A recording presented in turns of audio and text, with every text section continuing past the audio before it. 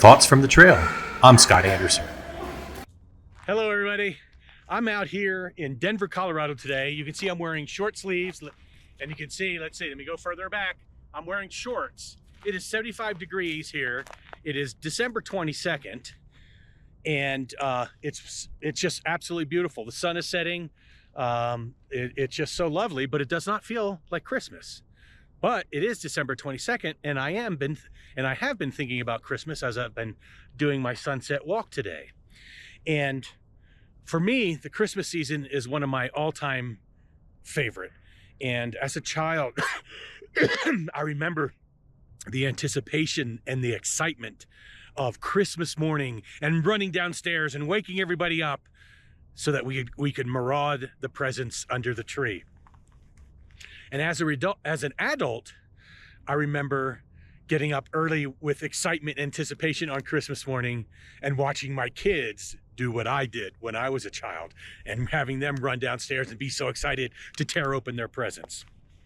And seeing their faces full of joy and delight was absolutely magical. And as I look back on my childhood and my Christmas and Christmas as an adult, a pattern has emerged. And of course, we're all thrilled to receive gifts and presents and find great things under the tree. And of course, as an adult, I've been thrilled to be the one giving the presents that go under the tree. But to be totally honest, and as I reflect on this, as I've been walking today, I actually even wrote down some notes as I was walking. One of the things that I most remember about Christmas is spending the time with my mother, my brother, aunts and uncles and cousins and grandmas and grandpas and friends. And I can remember a Christmas a long time ago that was held at my grandfather's house in York, Pennsylvania. And he made for me a set of skis out of old wooden fence slats. And I remember being so thrilled about getting skis from my grandpa. And of course, I immediately tried them that day, and there was snow on the ground, and it was wonderful. And the thing that made them most amazing was the fact that he made them for me. And that, to me, was very special.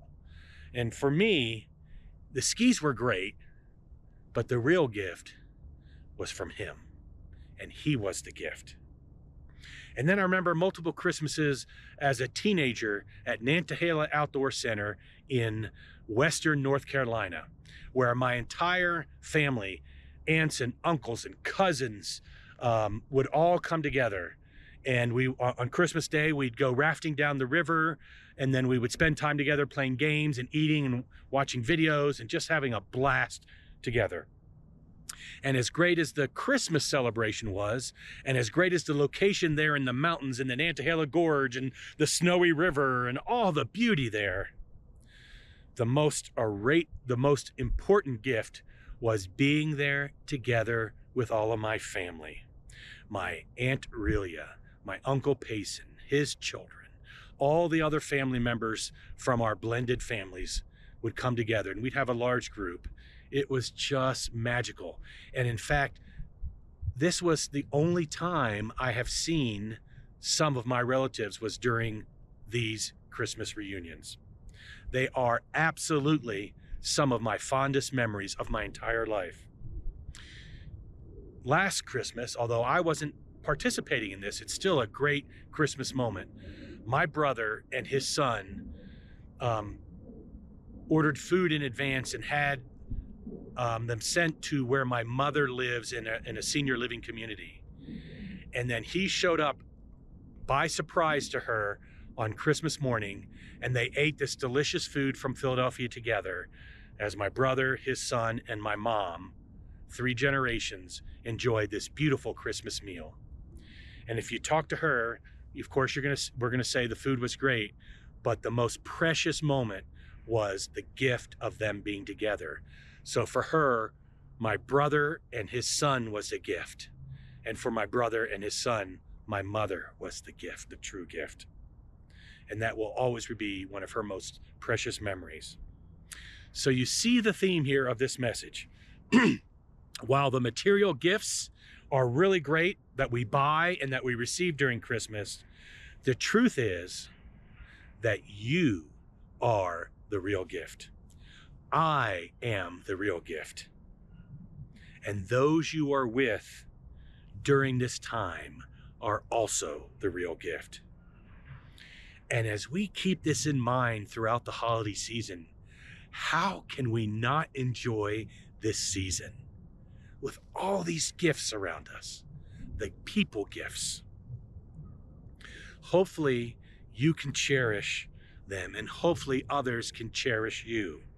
But even if they don't cherish you, you can still cherish the time and the act of being together. We typically stress out about buying gifts, getting food, getting everything arranged appropriately, all the material things. But let us not forget the most precious thing that we can bring is ourselves. And you know, you're bringing the most loving, considerate, patient, thoughtful, helpful person that you can be. Let's put a great ribbon on our attitude and wrap ourselves in love. And let's focus on our love, loving others, and allowing others to love us. We can do it. You and I can do it. And the good news is that we don't have to lay down under the Christmas tree. We can just show up and be there and try to be the best version of ourselves that we can be. You are a precious gift, and so am I. Let's keep that in mind throughout this holiday, and maybe even throughout the entire year. But let's start with the holiday. That's what I'm thinking about today as I hike around this out-of-town trail. I invite you to think about it, and remember, you're a gift, a special gift. All right, have a Merry Christmas. I'll see you next time on the trail.